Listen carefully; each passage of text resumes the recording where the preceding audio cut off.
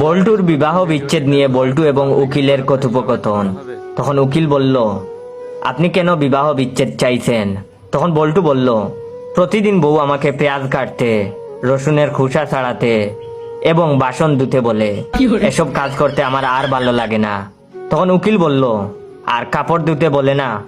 তখন বল্টু বলল, সেটা এখনো বলেনি, তবে ভবিষ্যতে বলতেও পারে। তখন উকিল বলল, তা এত গাবলানোর কি হলো? শুনুন আমার কথা মন দিয়ে, পেঁয়াজকে ফ্রিজে রেখে ঠান্ডা করুন, চোখ জ্বালা করবে না। রসুন গরম পানিতে কিছুক্ষণ ভিজিয়ে রাখুন, খোসা তাড়াতাড়ি ছেড়ে যাবে। বাসনগুলো কিছু সময় সাবান পানিতে ডুবিয়ে রাখুন, দেখবেন জকজকে হয়ে যাবে।